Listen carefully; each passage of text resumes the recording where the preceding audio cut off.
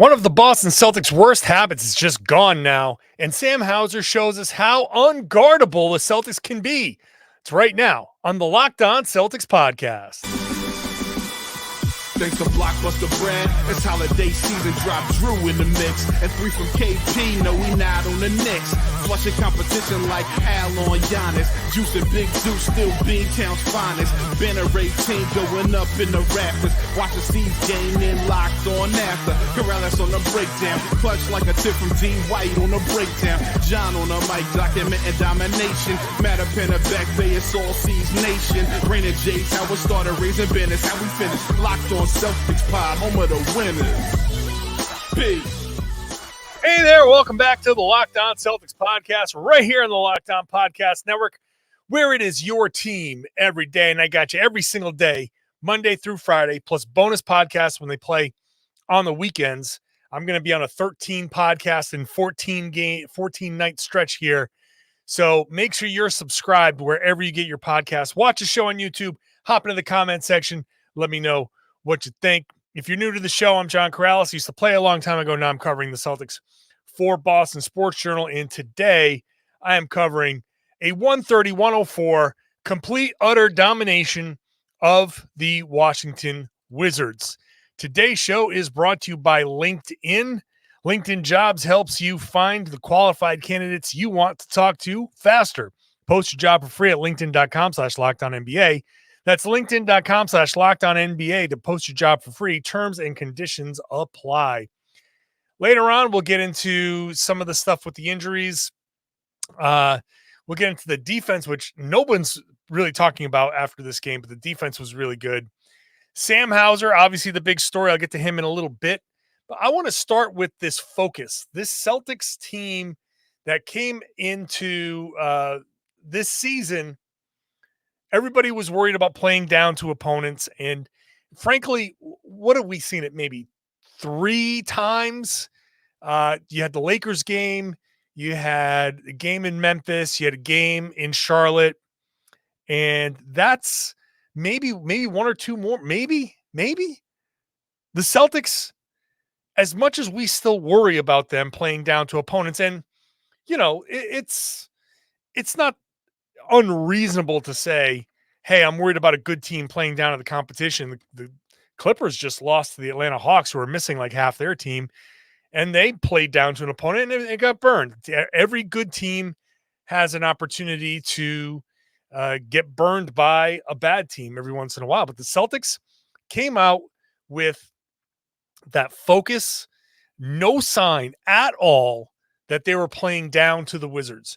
No sign at all that they didn't take this game seriously. Al Horford, after the game, made it a point to say, like, this was one that last year we probably would have come out and play. You know, you see all of the guys that were hurt for them.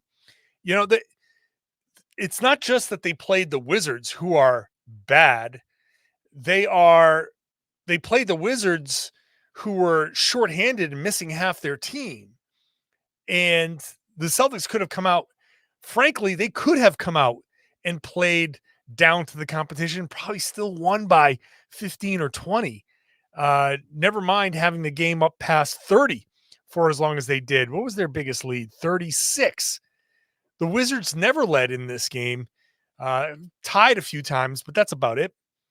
So the focus, the just business-like nature to come out 45 points in the first quarter and to take the initial kind of shot from Jordan Poole, who was good Jordan Poole, who was hitting shots Jordan Poole. That guy can keep a team in it for a while. He's not going to give you much defensively, but he dropped 31 points. He shot 12 of 19. He had it going early, and the Celtics were right there. The game was tied at 17. And then the Celtics kind of broke it open from there. After it was tied for 17, they closed the quarter on a 28-10 run. Jayson Tatum was incredible.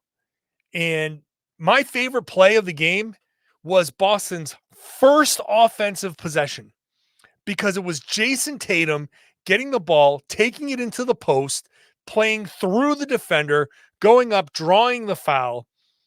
It wasn't like Tatum said, hey, we're going to just let me see if I can get hot from three first. And if I'm hot from three, great. I'm just going to bomb away. And then if I'm not, well, maybe we can figure something else out later. He came out from the jump and said, you know what? No, I'm taking this right at you.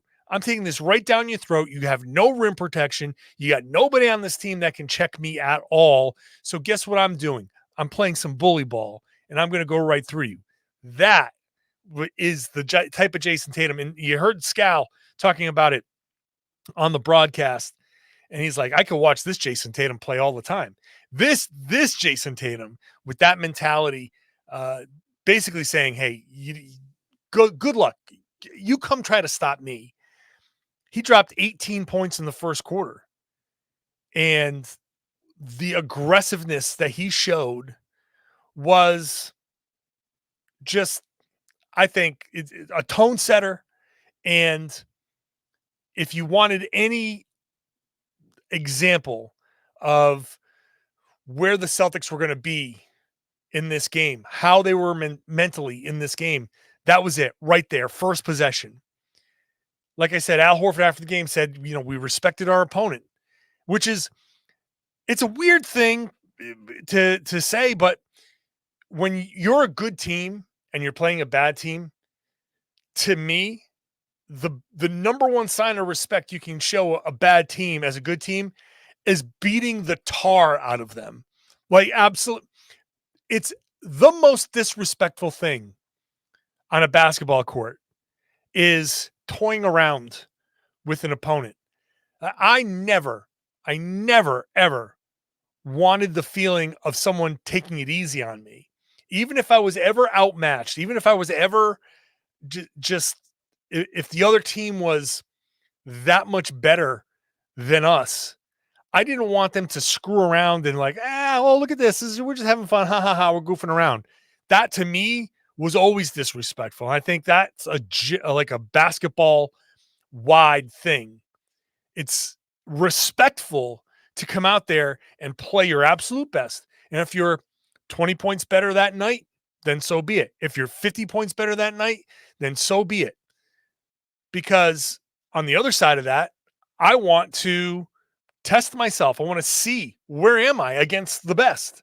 And if the Wizards are any kind of basketball team, that's what you want to see. Give us your best and let's see where we are against you. Now, the Wizards are a long way away. They are completely starting over. It's a complete rebuild. And who knows what they're going to be in 2 years. They've got a big road ahead of them.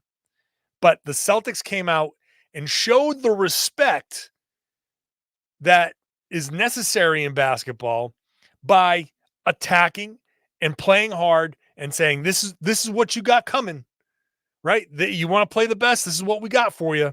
That to me is respectful. And hey, that's if it's respectful to outscore a team 45-27, hey, so be it. Tatum set the tone, and then Sam Hauser got hot. So what does Sam Hauser getting hot show? And what does that show for the Celtics being completely unguardable? There are layers to that performance beyond just Hauser being unconscious from three. I'll talk about that in just a second. Today's show is brought to you by LinkedIn Jobs. When you're hiring for a small business, you want to find quality professionals that are just right for the role. That's why you have to check out LinkedIn Jobs. LinkedIn Jobs has the tools to help find the right professionals for your team faster and for free. I have been a hiring manager. I grew up in a small business. My dad used to own restaurants, and it's tough. We didn't have any of these tools when I was hiring, when my dad was hiring, none of this stuff for whatever it is that we needed. And so it's great to have these tools available because LinkedIn isn't just another job board. It has a vast network of more than 1 billion professionals, which makes this the best place to hire. It gives you access to the professionals you can't find anywhere else. And LinkedIn does all of that while making the process easy and intuitive. 86% of small businesses get a qualified candidate within 24 hours. When you have a pool that big to choose from, you get yourself somebody pretty good pretty quickly. LinkedIn knows that small businesses are wearing so many hats. You don't have the time or resources to hire. 2.5 million small businesses use LinkedIn for hiring, and they have a new AI feature that helps you write job descriptions. So the process is even quicker, easier. Post your job for free at linkedin.com/lockedonnba. That's linkedin.com/lockedonnba to post your job for free. Terms and conditions apply. Thanks for making Locked On Celtics your first listen every day. You know that we have the Locked On Sports Today 24/7 streaming channel on YouTube. Hey, baseball fans, now you can go check out on March 20th at 7 o'clock the best MLB season preview coming exclusively for Locked On Sports Today. It's on March 20th, 7 p.m. Eastern. Be the first to get local insights from MLB local experts of the Locked On Podcast Network. You can find it March 20th at 7 p.m.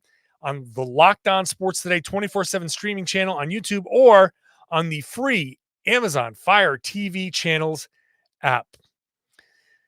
Let's get into this Sam Hauser performance because, first of all, I hope he's okay. There didn't seem to be a ton of concern after the game. He sprained his ankle, which sucks because he was 10 of 13 from three.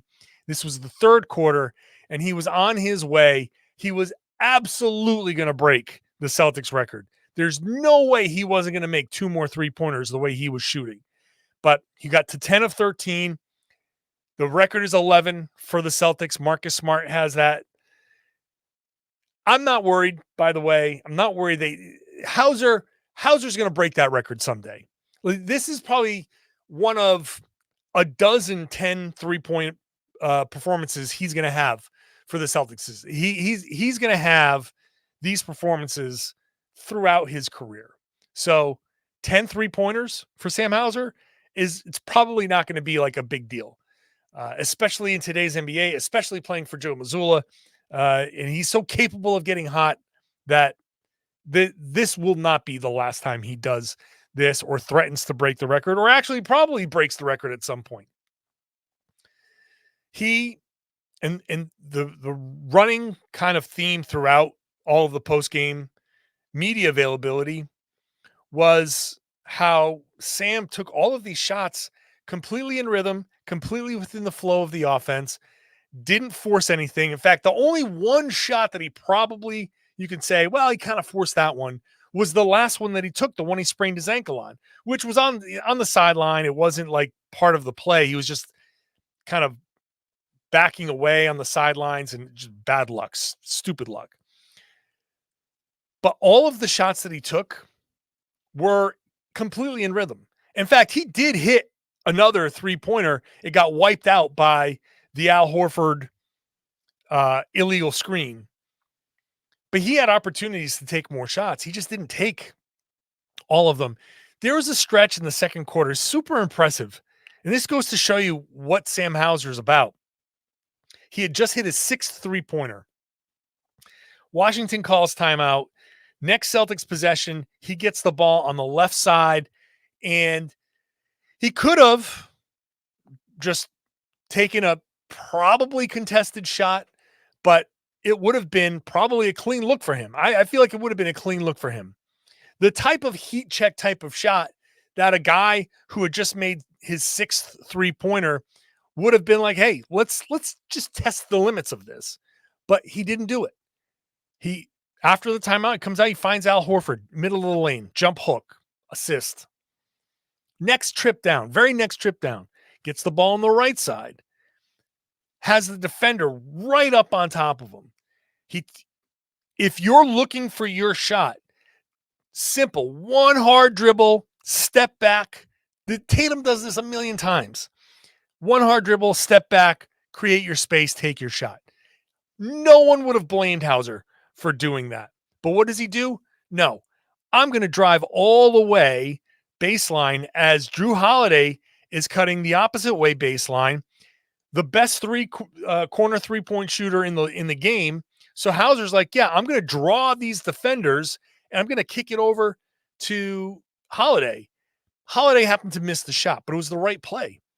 So on top of setting or almost setting a record. He did set a record, most fewest minutes in Celtics history to get to 10 3-pointers, which is kind of like we're stretching what a record is. But regardless, it's still impressive that he hit 10 3-pointers in 20, what did he play? 20, not even 23 minutes. Jeez, man, that's incredible. But that assist, that potential assist, he could have easily taken those threes and no one would have blamed him. They were up by 30 at that point, and it wouldn't have mattered. Everybody on the team was looking to get him those touches. Horford said it, Tatum said it. They wanted to get him a record. But he was just making the right plays. And this is what makes the Celtics so unguardable, and what could make them incredibly unguardable in the playoffs or in the future beyond that. Because now, I mean, everybody knows you can't leave Sam Hauser because he's going to kill you. He's never in his entire life shot lower than 40% for a season. Anywhere at any point in his life, he's never shot less than 40%. So he's a dangerous 3-point shooter. But you have a game like this and everybody's like, wow. If you let him get going, he's capable of this. He's capable of 10. Okay. You saw the Wizards at the end really start to sell out because they were like, you're not getting the record against us. And if I'm pissed about anything when it comes to that injury, I'm not pissed that, okay, sprained ankles happen. I hope he's okay. I don't know if he's going to play against the Pistons, but hopefully he'll be back soon. But I'm more pissed that we missed this opportunity to see a team more focused on stopping Sam Hauser when Jayson Tatum is on the floor. And I wanted to see how Sam Hauser kind of shook the defense and continued to make these right plays by passing out of these double teams. I wanted to see how he handled that stuff, because if they start throwing double teams and blitzes at him and he gets off the ball and all of a sudden Tatum and Holiday and Horford and those guys are scoring, then you're like, well, what do we do now? What do we do now as the Wizards? What happens now? How do we help? And Scal said it on the broadcast. Once a team starts to sell out on Hauser, then first of all, they're screwed. But second of all, it allows Hauser to become a passer, and it forces you to look at these stretches where Hauser's the hot hand and say, how do we deal with this without leaving these other guys? Because if Hauser's going to get off the ball and it's just going to become a 4-on-3, and that one of the 4-on-3 is Jayson Tatum and the other one is Holiday, and you're not even talking about Jaylen and Porzingis and Derek White, who didn't play. If you're selling out to stop Hauser and those other guys are on the floor, well, you're going to get crushed. You got who do you leave? What are your choices? Oh, well, we're just going to single cover Sam Hauser. No problem. The Celtics will set 3 different picks, and somebody's going to screw up a switch or something, or it'll just be the multiple picks, just free him up, and all he needs is a little bit of daylight, and he's going to kill you. Like, if that's how it's going to be, that's how it's going to be. Or you're just going to double him, and you're like, we just can't have Hauser fueling a 15-2 run on his own. You got to stop him. Okay, no problem. You want to send 2 to him? Well, congratulations. You've now given up an advantage to the Boston Celtics with their 4 best players in that advantage, and their 5th option is the one that you're most concerned about. The Celtics are completely and utterly unguardable if Sam Hauser is hitting shots.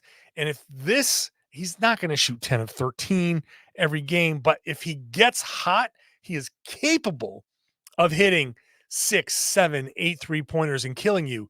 And you're just not going to live with that. So this was an amazing shooting performance. It's just absolutely amazing shooting performance from Hauser. But beyond that, it's like, if you're another team and you see Hauser and you see him hit a couple of shots and you know that he has this 10 of 13 type of performance in him, what does that do to your defense? What does that make you feel? What kind of pressure does it put on another defense to say, we can't let this guy get hot? This, to me, goes beyond this Wizards game. It goes into the playoffs. And if Hauser can be this shooter in the playoffs, then they're toast. You're toast. You got nothing. So more than just the hot hand, which Hauser absolutely was.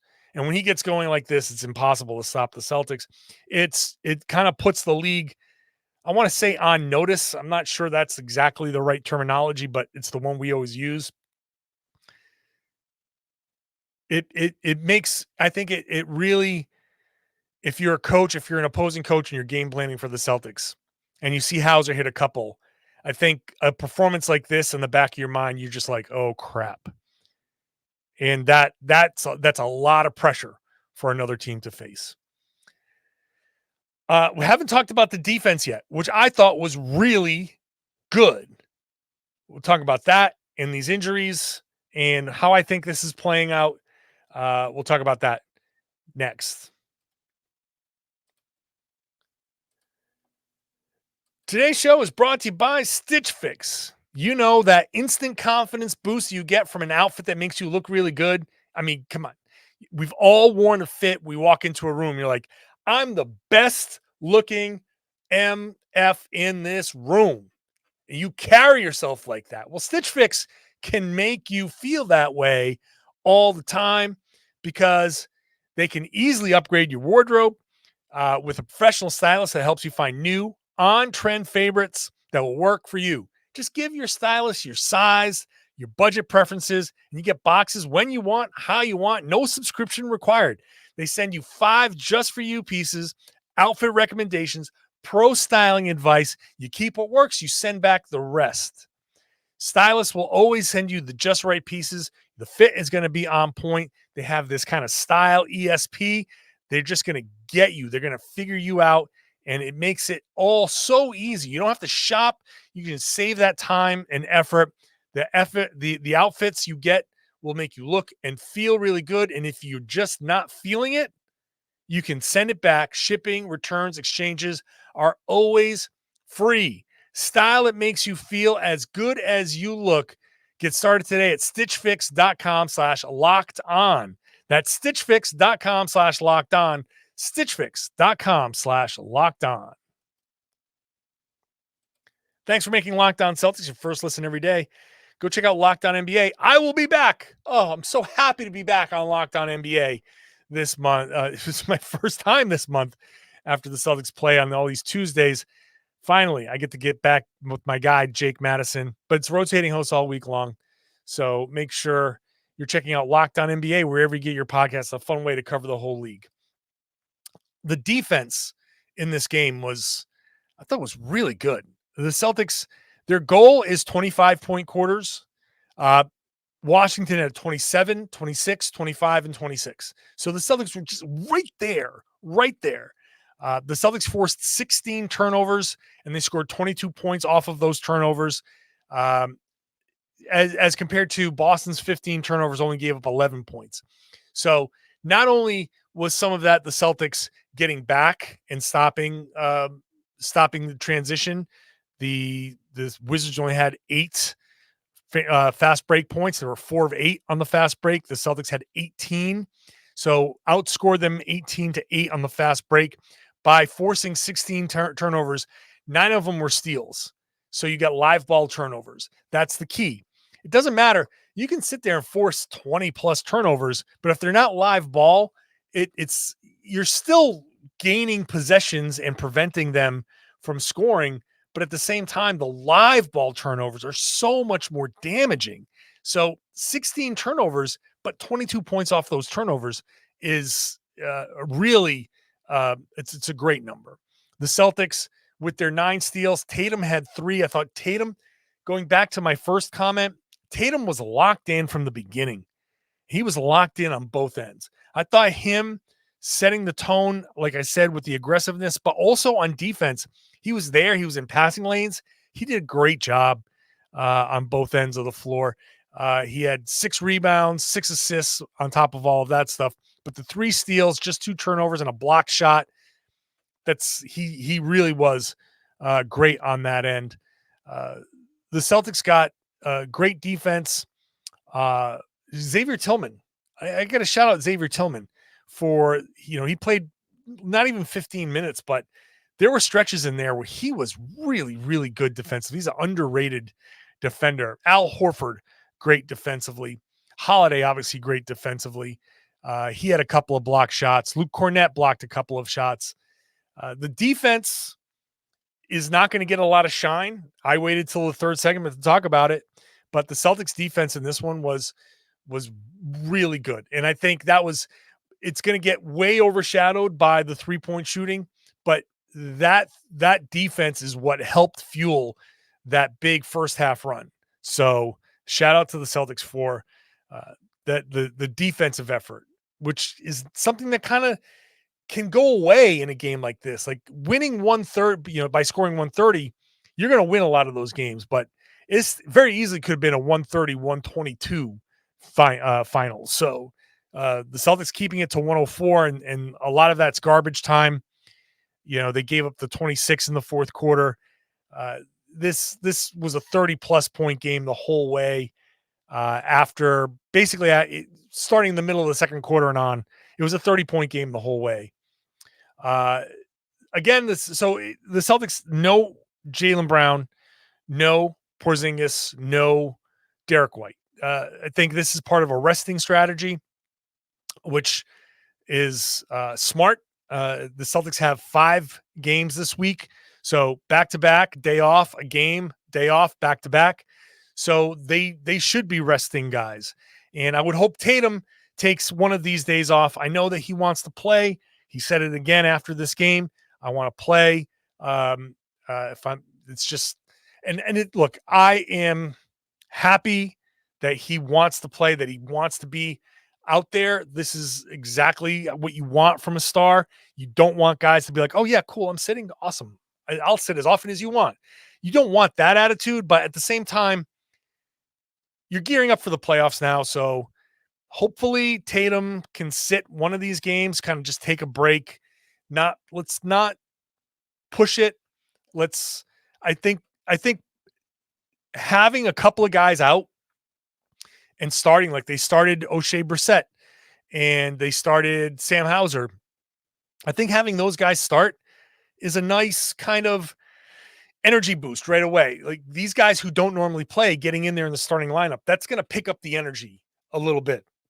So I like that strategy. I expect Jaylen to play against Detroit. I expect Derek White to play against Detroit. Porzingis, I saw him in practice. I saw him with my own eyes.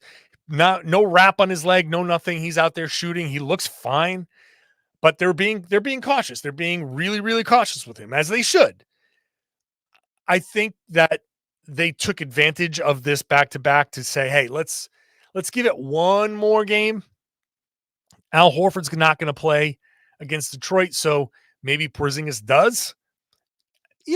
Play Porzingis, play him on a little bit of a minutes restriction. You have Luke Cornett, who's been playing amazing basketball, like really good basketball. Remember when everybody was talking about, how do you not play Luke? How can you just get rid of Luke Cornett? He's playing the best basketball of his life right now. He had another 14 points, 6 rebounds, 5 of 9 shooting, catching more lobs, catching, putbacks. Cornett's playing great. So go with it. Go with Cornett. Go with Tillman. Tillman's playing really well. He's playing a really nice role. Like I think I know he just got here, but I think he's already kind of underrated. He's playing really, really well. So yeah, I would say bring Porzingis back, give him like a minutes restriction, 20, 25 minutes, whatever it is, and then play him in full against the Milwaukee Bucks on Wednesday. That's a big game, because that game, basically, if Boston beats Milwaukee on Wednesday, that, for all intents and purposes, clinches. It won't officially clinch the East, but it'd be basically impossible, especially for the Milwaukee Bucks, the way they're playing. Although they did win, they did beat Phoenix on Sunday, but it's a game where the Celtics can put the East basically away, like it's not already basically put away. So I'm not really worried about the injuries. I'm definitely not worried about Porzingis. I think this is all part of a strategic thing. So take the opportunity. There's plenty of basketball to be played. Take the opportunity. Jayson Tatum, sit down against Detroit. I really do appreciate the mindset, but take a seat. Let Jaylen Brown cook.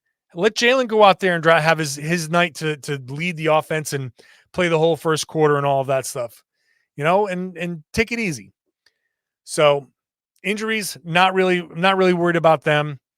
And I love the opportunity for the Celtics to use these injuries and rest days to try these different lineups. This is a really important stretch, and getting Tillman all of these reps, getting Shvi Mikhailuk in there. Look, Shvi came in, hit 3 of 6 from 3. That's important. He's a guy that can come in and okay, he has barely played, but he can come in and get hot. So he's capable. You have these opportunities to get these guys these minutes heading into the playoffs, get them a little confidence, get them a little bit engaged. Not that they're not engaged, but just make sure that they stay engaged. Do all of that and don't push your guys too far. Don't, I guess don't tempt fate. This is, like I said, 5 games this week. No need for everybody to play. So I'm sorry to those of you who are going to the game. I know you want to see everybody. I'm sorry, but this is the bigger picture is the important thing. You would rather see a championship, and we all want to see a championship. So this is, I think, the best course of action. I'll be back again tomorrow after the game, a little bit of a later podcast because the games are that game's a 7:30 start, and hopefully I'll have an opportunity to podcast from the arena. That's always better than coming home, but if I can do it there, I will. So make sure you're subscribed wherever you get your podcasts. Watch the show on YouTube. Hop into the comments section. Let me know what you think about what I've said. Do you agree with my takes? Do you not agree with my takes? Do you want to add something of your own? Whatever. Hop into the comments section. Let me know, or just say hi. Feed the algorithm. And I would love it if you shared the podcast. Spread the word. Tell everybody they should be listening to and watching the Locked On Celtics podcast here on the Locked On Podcast Network. Your team every day.